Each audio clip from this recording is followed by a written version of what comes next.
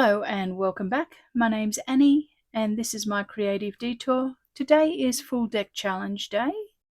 Last week we did repeat and I did the can of sardines, repeating the fish. Today's prompt is thread and I'm doing something a little bit interesting again. I loved doing this three-dimensional composition last week, so I'm going to do another one of a bit of a three-dimensional composition today. So let's get set up and I'll talk you through what we're going to make today. To all my regulars, thanks for coming back and watching again. I really appreciate it. And if you're new today, welcome. I'll just let you know some of the information about the full deck challenge if you are new. Each week we do a different prompt for the whole year on a different card. You have to have a carryover item. So each week you need to carry over an item from your last week's cards. So last week I put on here a label that I stamped 1, 2, 3, 4 on, like an inspection label. And that's what I'm going to carry over this week. I'm going to carry over a label that says 987. So it's kind of going the other direction, isn't it? It's counting down instead of up. So that's my carryover item. And you also have to have a constant, so something that you put on every single card. And my constant are paint swatches. So you can see that I've prepped a paint swatch. I've cut it down off the paint swatch, and I'm actually going to carry it over a little bit from last week to where I'm going to back my card onto here as if it's a little bit like a specimen card. I've already stuck something onto the back, some imagery onto the back, and I'll have to stamp a date onto that. But that's what my constant is, a paint swatch, but it's also a bit of a carryover this week as well. So I've got that prepped and ready to go. You're probably looking at all of the things on this board thinking, Annie, where's your thread? I'm going to keep the thread till the very end, but I do have, some of you will have already guessed what it's about, in that I have a mulberry plant here, mulberry bush, and some leaves out of it. And I have the silk moth. So there's a little bit of a tip. I've cut out some silk moths. There's 3 moths here. And I'm also pulled out the jack on purpose, because my jack here, he has his bow and his arrows. A long time ago, they used to make the threads on their bows out of silk, other things as well, but silk was one of the things that they used to thread into their bow.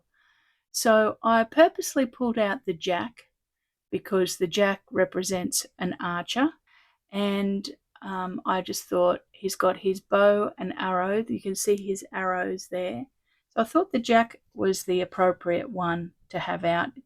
Didn't matter which one, but this one had more imagery. So I don't want to cover all of him up that much. I actually just going to put a couple of sheets of tissue paper over him, because I don't mind the story of the jack peeking through the background. We won't see very much of him, but we might see a little bit. I'm going to start with putting some tissue paper onto my jack, and then we'll put the rest of the card together. Okay, I'm just going to put a little bit of Mod Podge onto my card. It's interesting, whenever I'm doing any kind of composition, I enjoy doing some of the research behind it as well, what I'd like to do. I know that sometimes we just come to our desk and we want to just play, and then other times I get immersed into finding out information about things. So I found it very interesting. I typed into Google, which playing card is associated with thread? That was what my Google question was.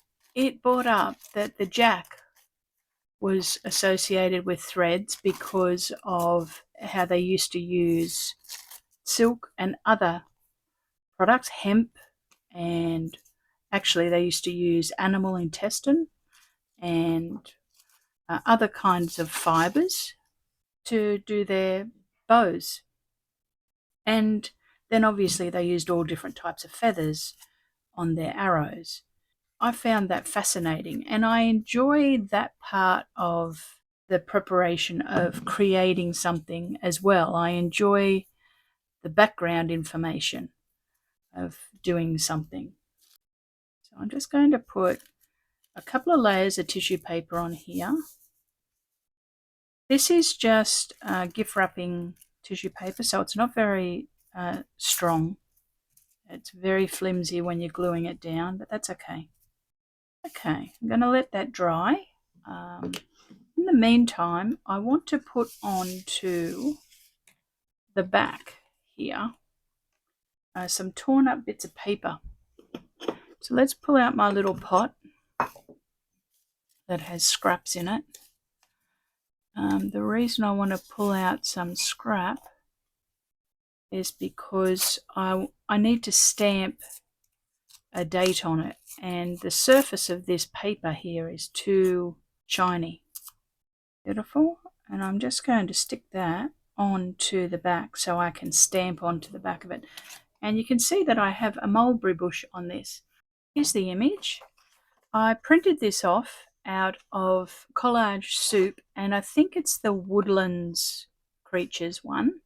And I have quite a few Collage Soup, not books because I buy the electronic one, and I just have downloaded bought the rights to the electronic copy and have downloaded it, and then I just print off the page that I want. It makes it a little bit easier. Okay, I've stuck that on there, and I quite like that. Now let's see if our Jack is dry. Not quite, but close enough. We'll cut him down. You can see that I stuck something on the back of this already, and then I changed my mind. I decided I wanted to have a border on it made out of paint swatch because I want to cut a few notches into it to make it look like a specimen slide a little bit. Okay, my card's dry. I'm going to glue down these bits onto the background.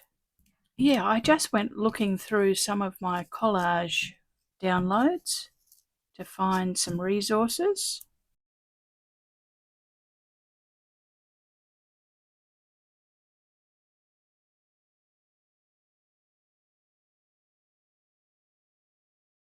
It's another beautiful winter's day here in Brisbane.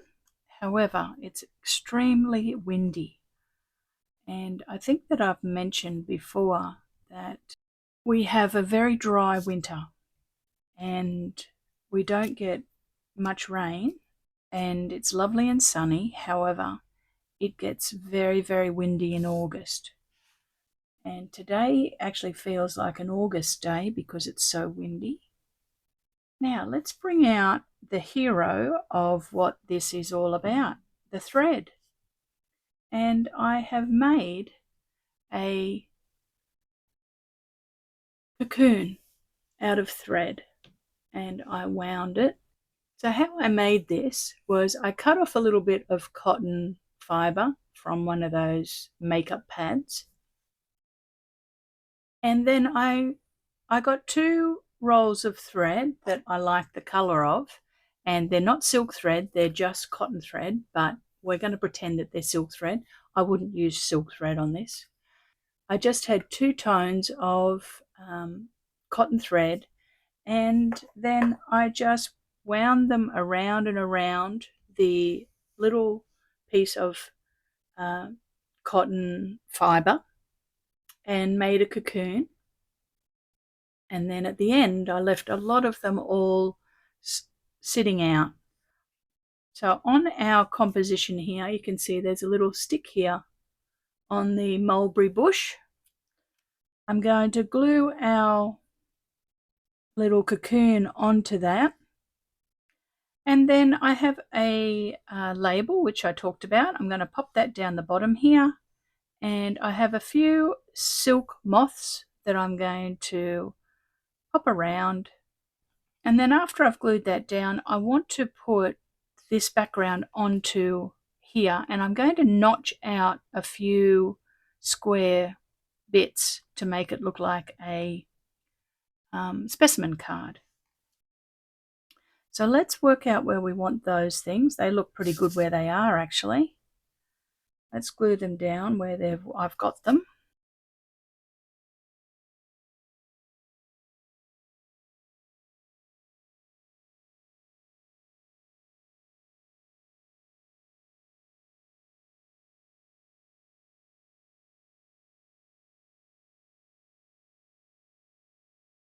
So we'll cut down the edges. And I think I might put a little bit of black watercolor pencil around the edge.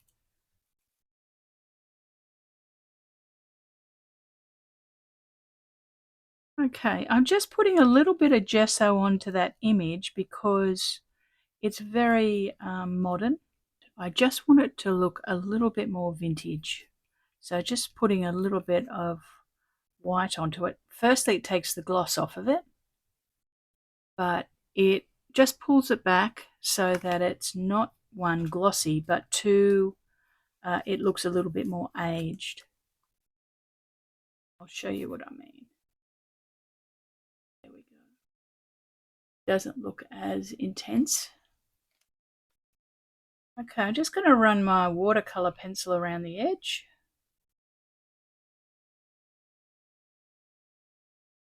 Let's glue our card to the background.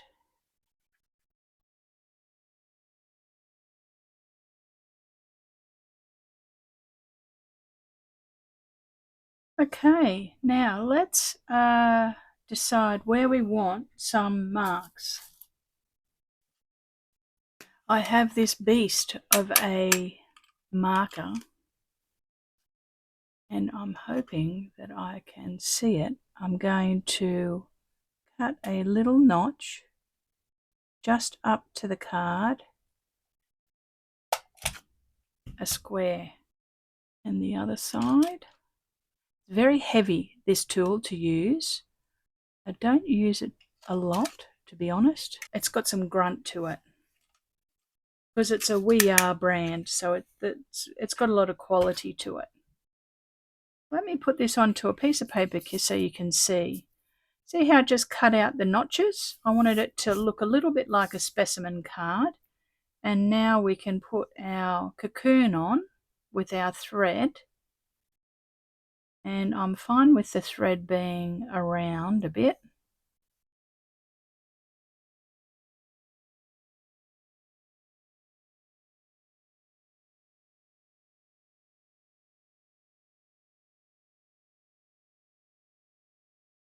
And I'm just going to hold that for a little bit. I think I mentioned it last week when we were making the sardine tin. I absolutely love making three-dimensional artwork. Love it. And maybe I need to do more of it. Okay, let's put an eyelet in it. And I'll just set that eyelet.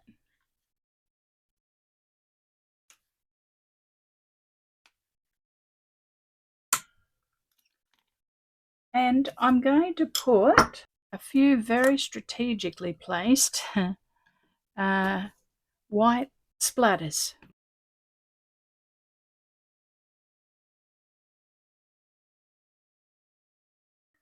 Okay, I just cleaned up a few of those white splatters that got onto the black that I didn't want. So let's have a little look at our card. So here's our card on thread, and I've made a silk cocoon for the silk moth that makes silk and eats from a mulberry bush. You can see we've got a few silk moths around, and my carryover item is this label that says 987, and my constant is the black paint swatch that's in the background that is notched out to look a little bit like a specimen card. So there we go, there's our card for today. And it is very three-dimensional. You can see, I'll hold it sideways so that you can see the thickness of that cocoon and the thread. So let's add our cocoon to the family. There we go. There's today's card. Thank you very much for watching me today. I hope you enjoyed it. It was a little bit different. And if you did, give it a thumbs up. That'd be wonderful. And subscribe to the channel. And leave a comment below if you like me doing some of these three-dimensional art kind of compositions, because I'm really enjoying them. All right, that's all for today, and thank you very much for watching. I will see you all very soon with some more projects. All right, thanks again, and bye for now.